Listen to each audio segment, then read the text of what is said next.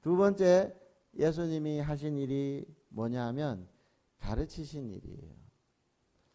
가르친 것과 선포한 것은 조금 다릅니다. 선포한 것은 이미 된 것을 됐다라고 이렇게 공포하는 거예요.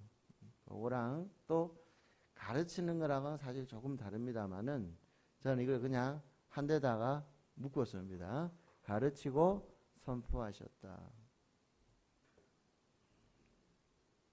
그 중에 최고의 중요한 예수님의 가르침이자 선포인 이 두 가지가 동시에 담긴 게 오늘 본문이에요. 가장 중요한 것을 바로 오늘 본문인 바로 이 산상수훈의 말씀입니다. 제가 얘기하는 게 아니라 대부분의 학자들이 다 공통적으로 얘기하는 거예요. 여러분 예수님의 이 산상수훈의 가르침이 얼마나 특별했던지 마태복음 7장에서 이렇게 말합니다. 예수께서 이 말씀을 마치심에 무리들이 그의 가르치심에 놀라니 이는 그 가르치는 것이 권위 있는 자와 같고 그들의 서기관들과 같지 아니함일러라. 우리가 이걸 알 수가 있어야 돼요. 이 산상수훈을 읽을 때 좋은 말이구나로 다가오면 안 돼요. 이 산상수훈 말씀을 읽을 때 그냥 비명을 지르고 그 자리에 꼬꾸라질 정도로 이 산상수훈의 말씀이 우리에게 그렇게 다가와야 되는 게 사실은 정상입니다. 또 국률이 여기는 자, 마음이 청결한 자, 화평케 하는 자, 의를 위하여 핍박을 받는 자, 이 사람들은 공자님이 말씀하신 예와 법도를 알아 잘 지켜 이 나라를 온 세계를 밝게 비추는 그 사람들이 아닙니다. 제가 말씀드린 심령이 가난한 자, 애통한 자, 온유한 자는 무당들이 남들이 깜짝 놀랄 만한 신비한 어떠한 체험을 함으로 어떤 능력을 나타내는 그러한 사람들을 나타내는 것도 아닙니다. 예수님이 말씀하신 그 사람들은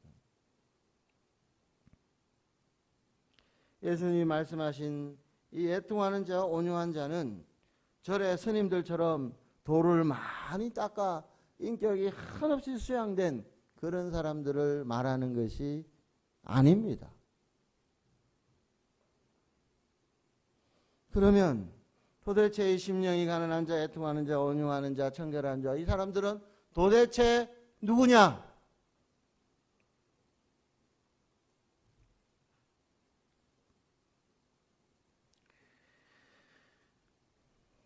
이 산상수훈은 우리가 천국에 들어가기 위하여 반드시 지켜야 할 어떤 그 십계명이나 율법 같은 게 아니에요.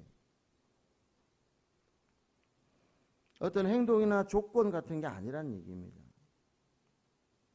오히려 이미 하나님의 나라가 네 속에 임하였다 라고 하는 것을 표현해주고 인정해주는 말이에요. 즉 그 전부터 어떤 상태에 있는 그들에게 자 이제 내가 왔으니 너희에게 다 임하였구나 라는 이야기입니다. 어렵죠? 어렵나? 아닌데 쉬우면서도 어렵다. 예를 하나 들면 여러분 새 둥지에 새 보셨어요? 제비들 탁탁 벌리는 제비. 응? 그 제비들이 새끼 때 보면 이 입이 여기에다가 이렇게 루즈를 발라놨어. 보셨어요? 새끼 새들 입술에다 루즈 발라놓은 거. 야광 루즈를 발라놔가지고 입도 얼마나 큰지 그냥 머리보다 입이 더 커. 어떻게 벌리면 쫙쫙 벌려지잖아요. 어미새가 그 입에다가 넣어주기가 굉장히 편해. 그런데 이 새끼들이 배를 곪습니다. 그리고 혹시 구렁이가 올라와서 먹지는 않을까 벌벌 떨고 있는 거죠. 그 둥지 안에서. 단 한 놈도 입을 안 벌려. 입을 꾹 닫고 그냥 그 깨구리같이 생긴 입을 꾹 닫고 벌벌 떨고만 있는 거죠. 그럴 때 갑자기 소리가 들려옵니다. 퍼더덕 퍼더덕. 무슨 소리요? 어미새가 날아오는 소리. 와서 이렇게 이야기합니다. 야 얘들아 내가 왔다. 이제 배부를 거야. 야 얘들아 이제 왔다. 이제 마음 푹 놓고 그냥 입 짝짝 벌리거라 얘들아. 이렇게 하는 말이 오늘 산상수훈의 말이에요. 오늘 산상수훈의 내용이 그 내용이에요.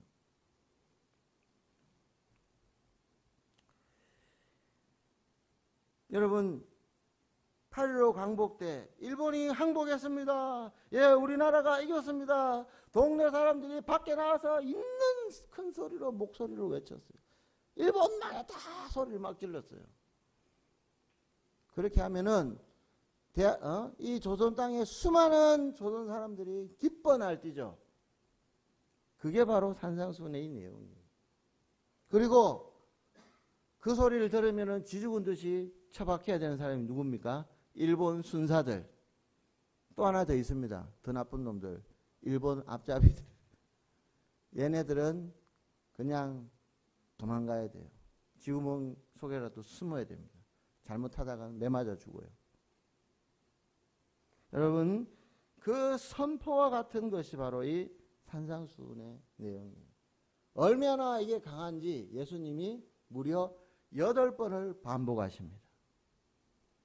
심령이 가난한 자는 복이 있나니 천국이 저희들의 것이니라. 한 번만 해도 될 텐데 무려 8번을 합니다. 8번.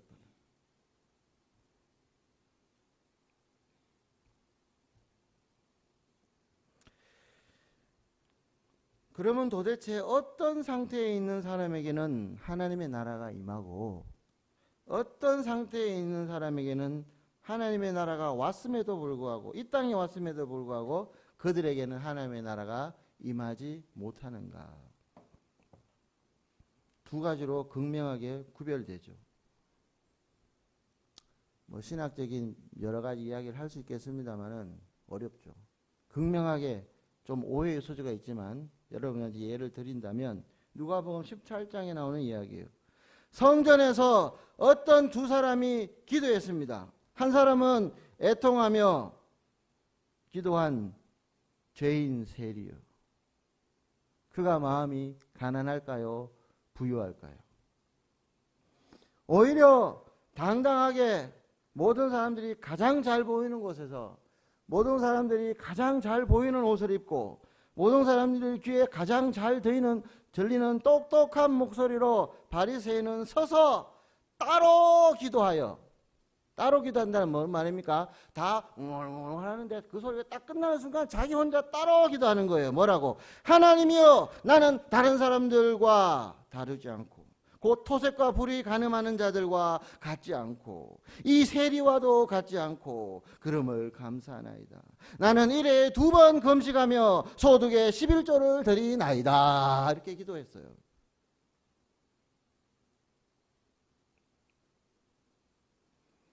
하나님은 그를 의롭다 칭의하지 않았어요. 하나님의 날 임하지 않았다는 얘기죠. 오히려 세리는 멀리 서서 감히 눈을 들어 하늘을 쳐다보지 못하고 다만 가슴을 치며 이르되 하나님이여 불쌍히 여기소서 나는 죄인으로소이다. 하나님은 그가 칭의를 받고 그가 위로를 얻고 하나님의 나라를 얻었다라고 평해 주십니다. 회개하라. 하나님의 나라가 너희에게 임하였느니라. 이것이 예수님이 가르치시고 선포하신 내용이에요. 가난하지 않았던 자, 종교의 지도자들, 정치인들, 그 나라가 이 땅에 왔으나 그들에게는 임하지 못했습니다. 그러나 장애인들, 가난한 자들, 그 당시 죄인이기를 100%로 장담했던 세리와 창기들에게 하나님의 나라가 임했습니다. 정말 놀라운 말씀이에요. 그 전에 절대 들어볼 수 없었던 말씀입니다. 여러분 성경책에 보면 회당장 야이로의 이야기가 나오는데 거기에 또 비유되는 한 사람 12의 혈루증 앓은 여자가 나옵니다. 이 두 인물이 나오는데 잘 보셔요. 이 회당장 야이로가 심령이 가난한 자인지 심령이 교만한 자인지 한번 보십시오. 그 당시 예수님을 따르면은 왕따 시켰어요. 종교 지도자들이, 정치 지도자들이. 그래서 니고데모는 예수님이 뭔가 있을 것 같아서 찾아올 때 니고데모는 언제 찾아옵니까? 예수님을 깜깜한 밤에. 그러나 회당장 야이로, 그 동네에서 회당장이요. 무슨 뜻인지 아시겠습니까? 종교 지도자요, 정치 지도자잖아요. 그가 만인이 다 보는 나중에 대낮에 예수님의 발 앞에 엎드립니다. 누가복음 8장에 보면 이렇게 나옵니다. 회당장 야이로가 딸이 죽어가자 예수께 나와 엎드려 죽어가는 딸을 위하여 와주시기를 간구하였다라고 나와요. 쉬운 일입니까? 쉬운 일 아니에요. 그렇지만 죽어가는 딸 앞에서 이 회당장 야이로의 마음이 어떻게 된 거예요? 가난해진 거예요.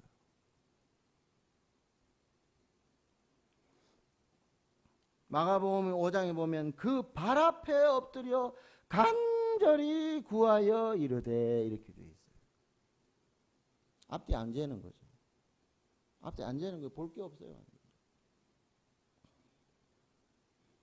그럴쯤 되니 예수님이 사실 가시는 겁니다. 모르겠습니다. 그쯤 안 돼도 가시겠지만 이 표현은 좀 논란이 될 수 있겠네요. 어쨌든 그 회당장 야이로의 마음을 여러분 보시길 바래요.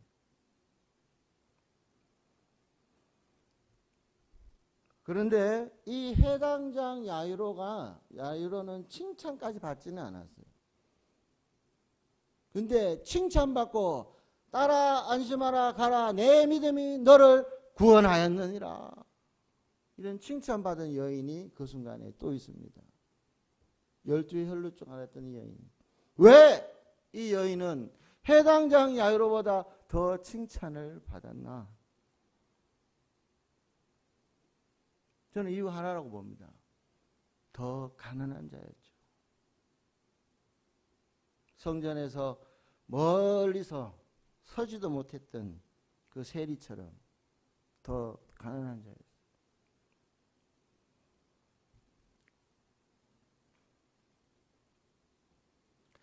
회당장 야이로는 그래도 예수님 앞에 올 수라도 있지. 그래도 예수님 앞에 머리 조아릴 수라도 있지. 그래도 예수님 앞에 대놓고 와 주실 수 있나요? 라고 말이라도 할 수 있지.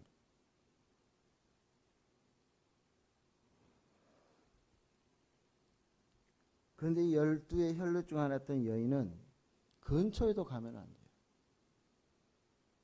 예수님께 말도 붙일 수 없는 여자가 이 여자예요.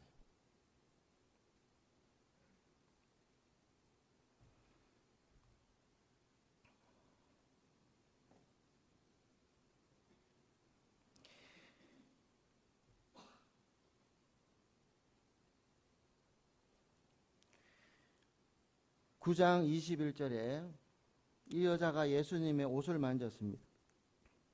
근데 이 여자만 만졌나요? 이 여자만 만졌어? 아니요.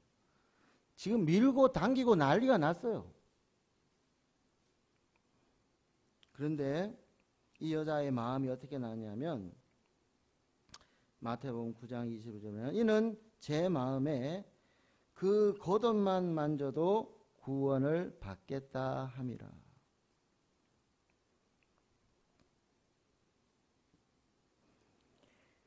여러분, 이 여인이 생각할 때는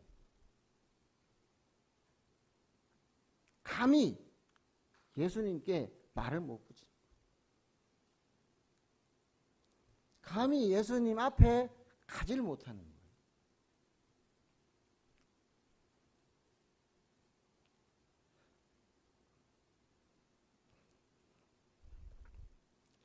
자기를 아는 거예요. 마음이 가난한 여자예요.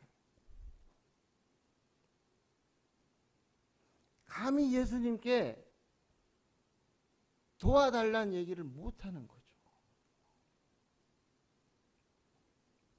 자기를 안다니까요.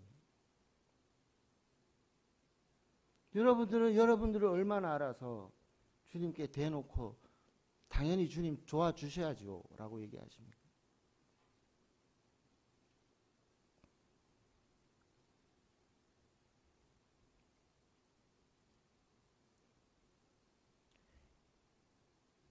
이 여인이 믿음 있는 여인이었고 이 여인이 천국을 얻은 자였어요. 결국 이 여인이 애통하는 자였고 온유한 자였습니다. 의에 줄이고 목마른 자였고 청결한 자였으며 화평케 하는 자였고 의를 위하여 박해를 받는 여인이었다는 겁니다. 여러분, 이 여인보다 더 그 믿음에 칭찬받은 사람이 한 명 나옵니다. 그 사람이 백부장이에요. 예수님이 백부장한테로 가다가 감당치 못하겠다는 말을 하죠. 신하가 와서 예수님이 깜짝 놀랍니다. 예수님도 놀라실 정도의 믿음이죠.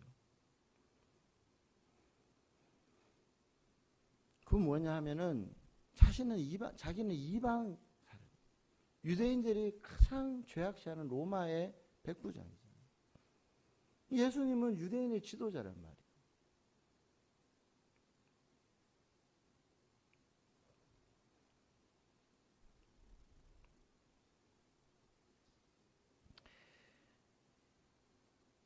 여러분, 결국 믿음은 얼마나 그 마음이 가난한가에 달려 있어요.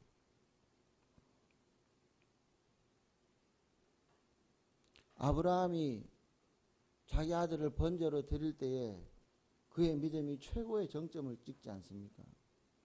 그때 아브라함의 마음이 교만합니까? 가난합니까?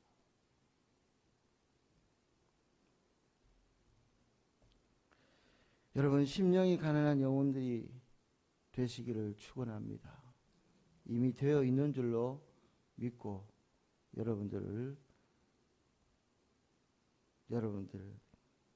감사를 드립니다. 현재 미국에서 최고로 존경받는 신학자 스탠리 하우어워즈라는 사람이 자신의 자전 한나야라는 책에서 이 팔복에 대해서 이렇게 얘기합니다. 이 산상수훈 팔복은 모든 사람들을 위한 일반적인 추천사항이 아니다. 이미 어린 양의 피로 씻음을 받은 사람들을 묘사하는 내용이다 라고 우리에게 분명히 말해주고 있습니다. 그는 이어서 말하기를 예수님은 그분의 나라를 이루는 사람들이 온유하고 온순한 사람들이라고 하면서 다시 말해 그들은 아무런 보호장치 없이 사는 법을 배운 이들이다 라고 분명히 예수님께서 말씀했다고 그가 우리에게 설명해 주고 있습니다. 아무런 보호장치 없이 사는 법을 아는 사람, 여러분, 이들이 믿음의 사람들입니다.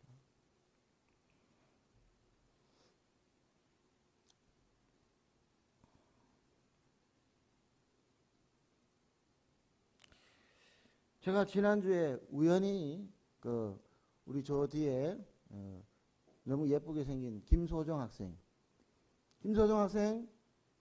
지난주에 소개해줬던 찬송가가 하나 있어요. 찬송가, 복음송가 유튜브에 올려줬고 한번 보여줬는데 그걸 보다가 제가 깜짝 놀랐습니다. 여기도 두 인물이 나옵니다. 누가 더 마음이 가난한가 한번 보십시오. 누구 하나는 라헬이라는 여자와 언니 라헬과 동생 거꾸로 얘기했네요. 언니 레아와 동생 라헬이에요. 레아와 라헬. 누가 이뻤나요? 동생이. 누가 사랑을 받나요? 동생이. 그래서 공평하신 하나님께서 이 언니에게는 자식을 주고 여기는 자식을 안 줬어요. 첫 번째 애를 놓았습니다. 그리고 이 언니는 이제 이 아이로 말미암아 남편이 내게 돌아오리라 그렇게 이름을 짓습니다. 돌아왔나요? 전혀 안 돌아왔어요. 둘, 셋까지 낳아서 이름을 지었는데 남편이 여전히 눈길도 안 줘.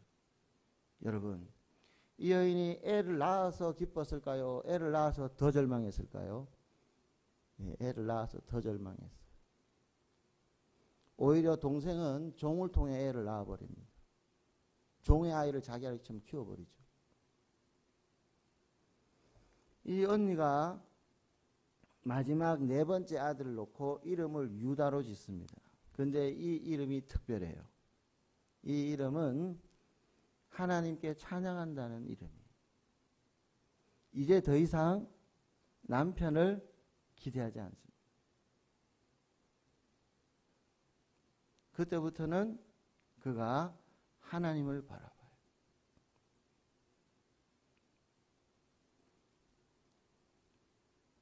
누가 더 가난하죠? 영광을 누가 얻을까요? 공교롭게 그 유다가 대를 잇습니다. 믿음의 대를 이어요. 지금도 이스라엘 민족을 뭐라고 부릅니까? 유대인이라고 그러잖아요. 예수님이 누구의 피로 옵니까? 유다의 피로.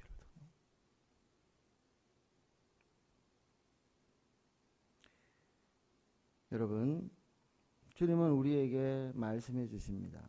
심령이 가난한 자가 복이 있다고 기뻐하라고. 천국이 너의 것이라고. 애통하는 자는 복이 있다고 말씀하십니다. 그리고 기뻐하라 말씀하셔요. 그리고 너에게 위로가 반드시 있을 것이다. 온유한 자에게 말씀하십니다. 여러분, 온유한 자는 마치 지렁이 같은 아무런 눈도 코도 입고 없고 뿔도 없고 공격 무기가 방어할 방패가 없는 상태를 말하는 거예요. 항상 온유한 자는 복이 있나니 기뻐하라. 그들이 땅을 기업으로 얻을 것이다. 의에 줄이고 목마른 자는 기뻐하라. 그들이 또 긍휼히 여기는 자는 복이 있나니 기뻐하라. 그들이 긍휼히 여김을 받을 것이다. 너희 마음에 청결한 자는 복이 있나니 그들이 하나님을 보게 될 것이고 화평케 하는 자는 기뻐하십시오. 하나님의 아들로 추앙받을 것입니다. 의를 위해 박해를 받는 여러분들은 제발 기뻐하시길 바랍니다. 바로 여러분이 천국의 백성이요. 천국은 바로 여러분들의 것입니다. 여러분, 우리들은 이미 하나님의 백성들이요. 이미 이 삶 안에 살고 있는 자들입니다. 그러니 기뻐하십시오. 잠시 아닌 것처럼 살았더라도 이제 정신 차리고 다시 그 백성처럼 그 백성답게 사시고 기뻐하시길 바랍니다. 바로 하나님의 나라가 여러분의 것입니다. 이 시간 기도하겠습니다.